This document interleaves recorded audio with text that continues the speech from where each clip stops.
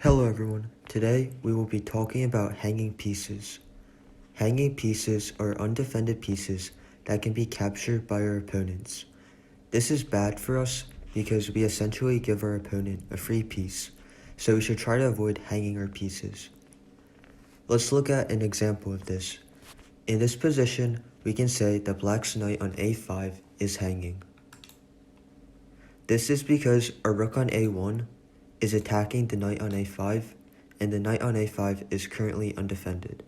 Therefore, we can capture the knight for free with rook takes a5.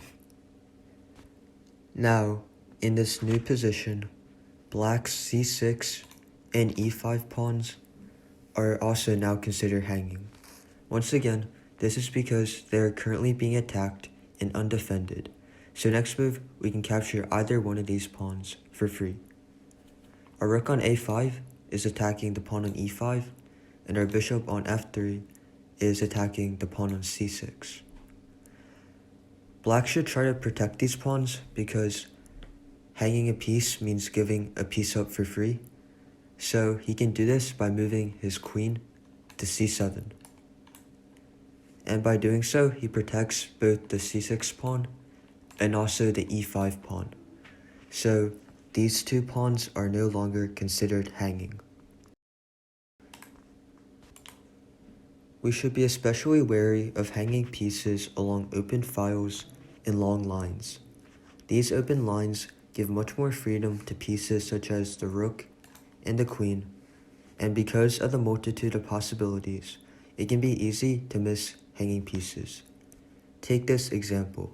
Here, a rook on d1 and queen on g1 are on open files and thus have free range to move. Although it may be hard to spot, on the opposite side of the board, black's d8 knight is hanging. This knight is undefended and is currently being attacked by a rook on d1. Likewise, the pawn on g7 is also hanging because it is currently undefended and our queen on g1 is attacking it. Therefore, because both of these are hanging, we can capture them for free on the next move. Once again, hanging pieces is bad, so black should try to do something to protect both his knight and his pawn. By moving his d8 knight to e6, he does both. The knight and the pawn are no longer hanging because the knight moved out of the way of danger, and he is also currently protecting the g7 pawn. So the pawn is no longer hanging. Diagonals can also be very tricky for hanging pieces. Like open files, hanging a piece along a diagonal can be difficult to spot. Let's look at this example. Here, black currently has two hanging pieces. The first one is his pawn on b5. The pawn on b5 isn't being protected, but is being attacked by our bishop on f1. The second hanging piece is the rook on h8. Like the pawn on b5, the rook on h8 is undefended but is being attacked by our queen on a1. Because both of these pieces are hanging, we can take them for free on the next move. Hanging pieces is obviously bad and should be avoided, but sometimes it's just simply very hard to spot. Therefore, it is important to ask yourself one simple question before every one of your moves. Is your opponent threatening to take one of your pieces? This is a very quick and easy question that helps ensure that you won't carelessly give up any of one of your pieces for free. Let's try some puzzles to review and practice this concept. In this first puzzle, try to figure out all of black's pieces that are currently hanging. Pause the video and I will reveal the solution in 3 seconds.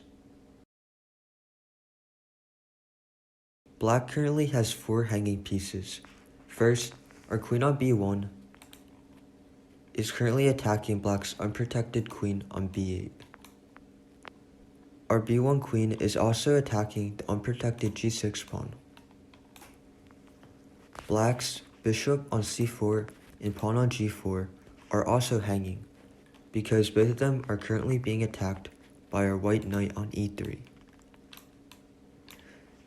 Since these 4 pieces are all hanging, we can take either one of them on the next move. In this next example, try to figure out which one of black's pieces is currently hanging. Pause the video and I will reveal the solution in 3 seconds. Here, black is actually only hanging one piece, his queen on a5. Our c4 knight is currently attacking the unprotected queen on a5, so we are able to capture the black queen for free.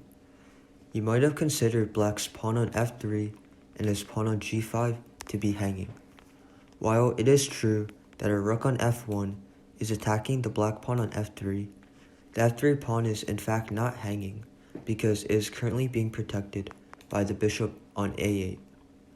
Likewise, the pawn on g5, while it is being attacked by our bishop on c1, it is not hanging because the queen on a5 is protecting the pawn. Since both of these pawns are being protected, neither one of them are hanging, so therefore we can't capture them for free. In this next position, try to figure out which one of black's pieces is hanging. Pause the video and I will reveal the solution in 3 seconds. In this position, black's pawn on g7 is hanging. Right now, both our queen on c3 and queen on b2 are attacking the pawn on g7. Therefore, we can capture the pawn for free. Black's king cannot take our queen because it would be an illegal move because our bishop on b2 is protecting the queen. Just a reminder that long diagonals can be tricky for hanging pieces, so be sure to watch out for them in your own games. In this final example, try to figure out which one of black's pieces is currently hanging. Pause the video and I will reveal the solution in 3 seconds. In this position, black's knight on f6 is hanging.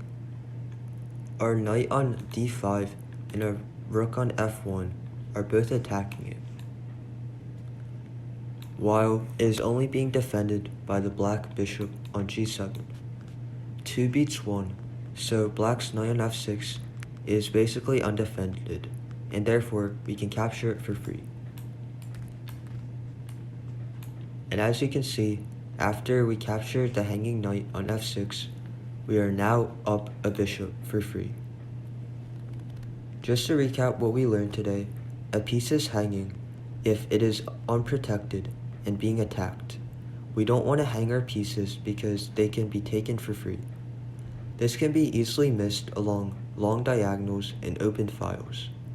To avoid hanging our pieces and losing them, we should ask ourselves before every move one simple question: what is my opponent threatening? That's all. Thank you all for watching.